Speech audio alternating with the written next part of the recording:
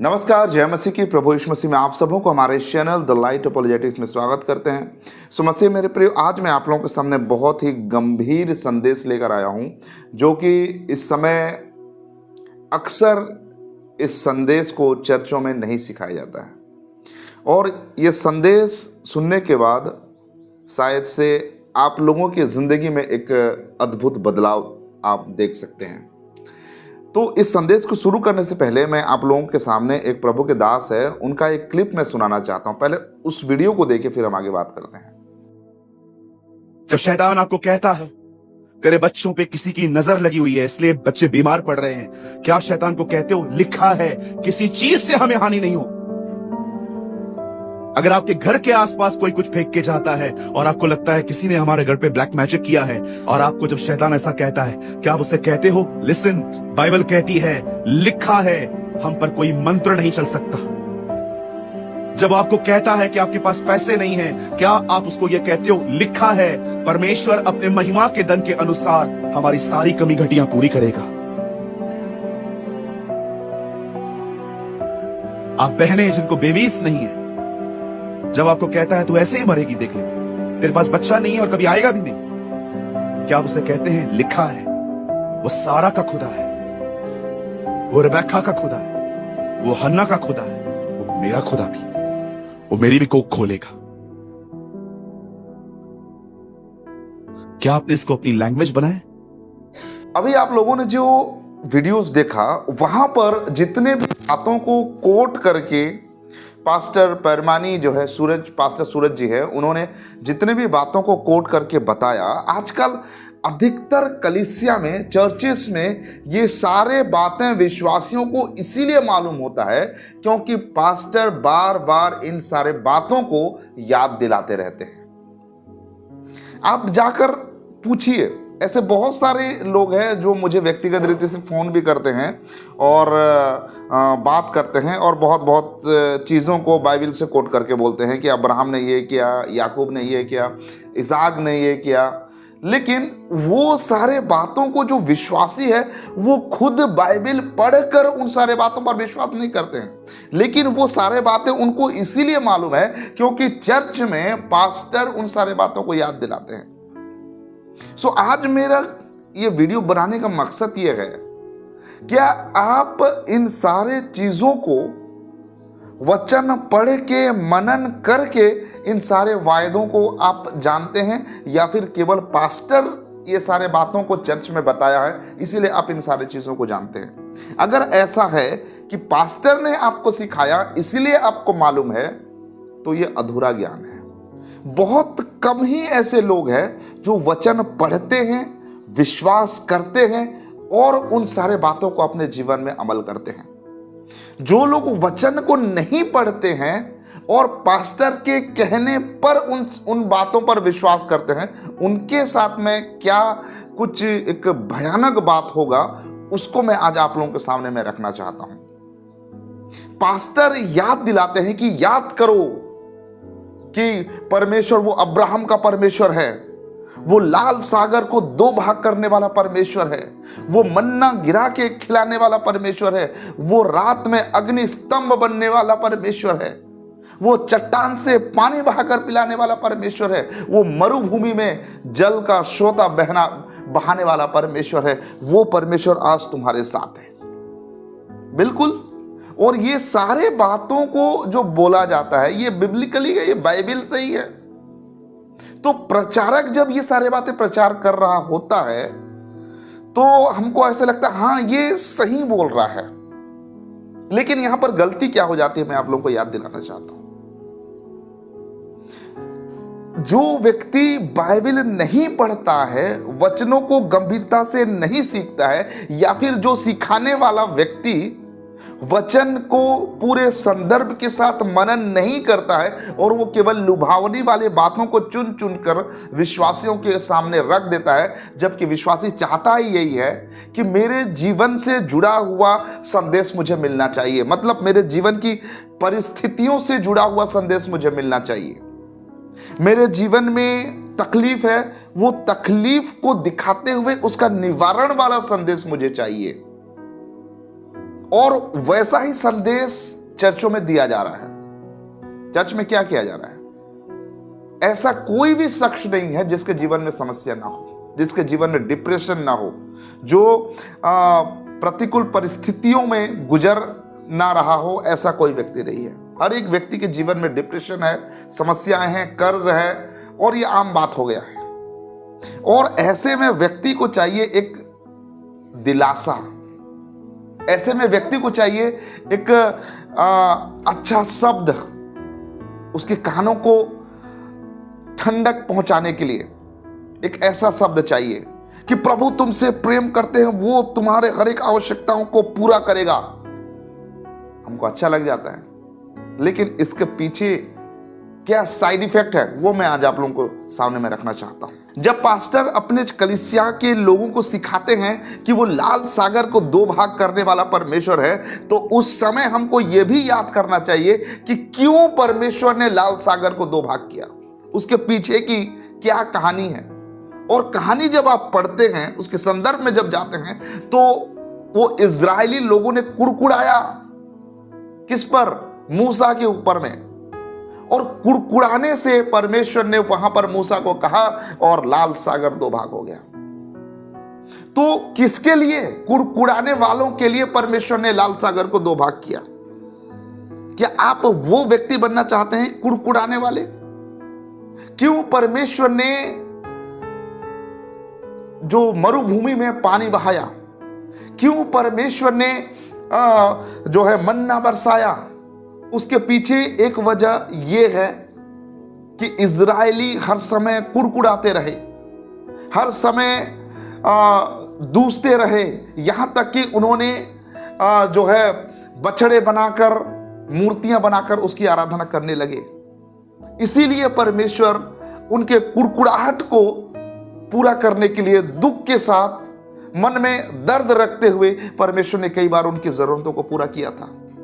क्या आप वो व्यक्ति बनना चाहते हैं जो परमेश्वर का निराशा का कारण था?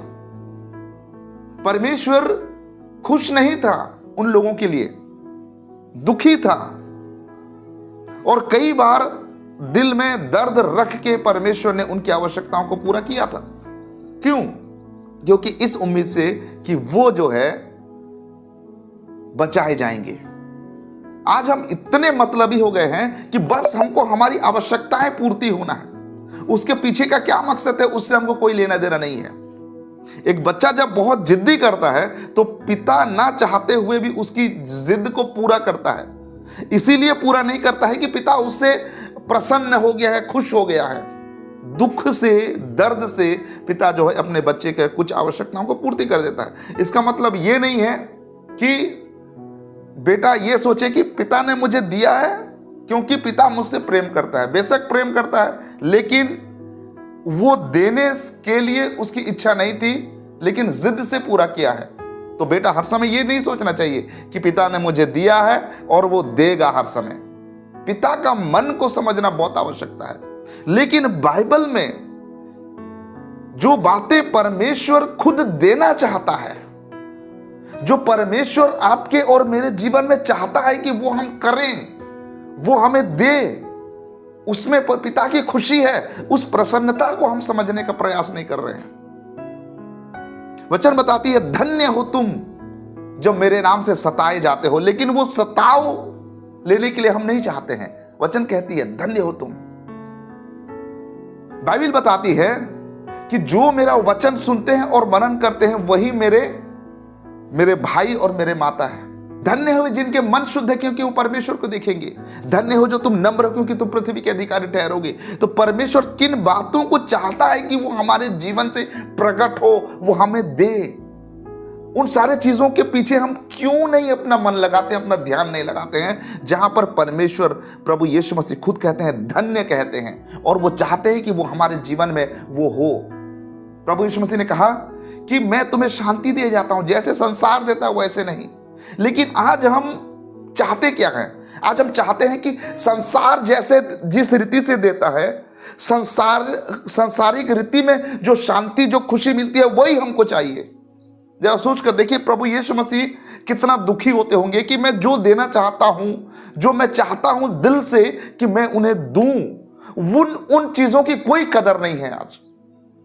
कितना दुख होकर परमेश्वर आपकी आवश्यकताओं को पूरा कर रहा है, इस बात को आपको सोचना चाहिए। और क्या आपने इन बातों को सोचा था? परमेश्वर प्रभु यीशु मसीह आपकी आवश्यकताओं को पूरा कर रहा है, बेशक पूरा कर रहा है, लेकिन उस आवश्यकताओं को पूरा करने में परमेश्वर की खुशी है क्या? उन बातों को आपने कभी जाना है, कभी सोचा है?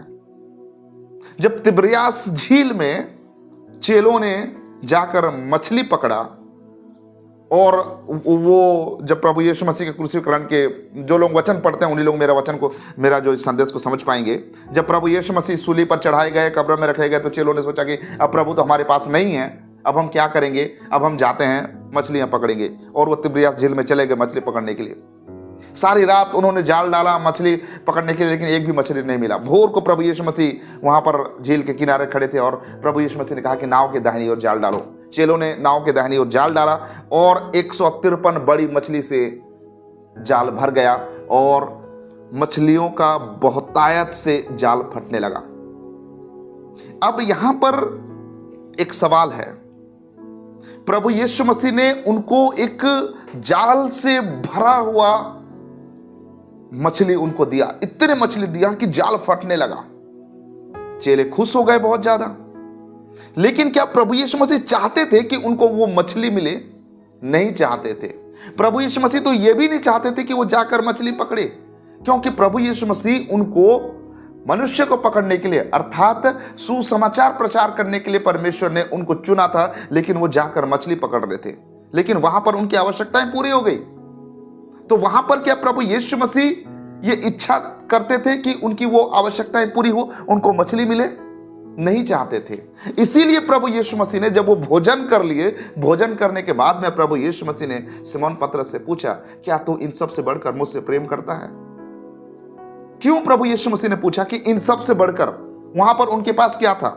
उनके पास में था जाल से भरा हुआ मछली, नाव, उनका रोजगार, व्यवसाय, सब कुछ उनके पास में था।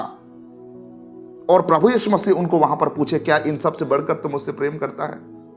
मतलब ये सारे चीजें एक तरफ और यीशु मसीह को प्यार करना एक तरफ। समौन ने कहा, हां प्रभु मैं तुझसे प्रेम करता हूं। यीशु एक बार नहीं, दो बार नहीं, तीन बार पूछा। क्यों पूछा? क्योंकि यीशु ये चाहता था कि वो समझे कि मैं चाहता क्या हूं, मुझसे प्रेम करने का मतलब क्या है, और यीशु से प्रेम करने का मतलब क्या है। यही नहीं कि हम जाकर बस अपनी आवश्यकताओं के लिए प्रार्थना करें और घंटों, 1 घंटा, 2 घंटा, 3 घंटा, जैसे लोग चर्च में सिखाते हैं कि आप जाकर घंटों प्रार्थना करो, मांगो परमेश्वर से, वो तुम्हें देगा। और आज हमारा प्रार्थना करने का वजह क्या है? अक्सर मसीह लोगों का प्रार्थना करने का वजह क्या है? वजह यही है कि उनके जीवन में परेशानी है, उनके जीवन में कमी घटिया है। कौन परमेश्वर से प्रेम का संबंध रखते हुए वो घंटों प्रार्थना करता है? आजकल लोग इतने स्वार्थी और मतलबी हो गए हैं, बस मुझे चाहिए, किसी भी हालत से मुझे चाहिए। इस बात पे कोई फर्क नहीं पड़ता है कि परमेश्वर वो उदासी से दे रहा है, दुखी से दे रहा है, रो रो कर दे रहा है, कैसे दे रहा है, नहीं, बस मुझे चाहिए। 3 बार प्रभु यीशु मसीह ने पतरस से पूछा, क्या इन सब से बढ़कर तुम मुझसे प्रेम करता है? मसीह मेरे प्रियो, मसीह व्यक्ति, जैसे लोग कहते हैं ना कि पैसे देकर धर्मांतरण हो गया, ये मसीह बन गया, ईसाई बन गया, इसको ऐसे अगर होता ना तो बहुत अच्छा होता। अगर मसीह बनना इतना आसान होता तो बहुत अच्छा होता। अच्छा होता मैं इसीलिए कह रहा हूं क्योंकि ये संसारिक परिभाषा को परिभाषित कर रहा हूं मैं आप लोगों के सामने। मसीह बनना इतना आसान नहीं है, इतना आसान नहीं है। बाइबल बताती है, अपना अपना क्रूस उठाकर मेरे पीछे हो लो। एक मसीह व्यक्ति कौन है? मसीह कौन है? मसीह व्यक्ति एक आत्मिक व्यक्ति कहलाता है। उसका सदस्यता स्वर्गीय सदस्यता कहलाता है। वो स्वर्ग का नागरिक है।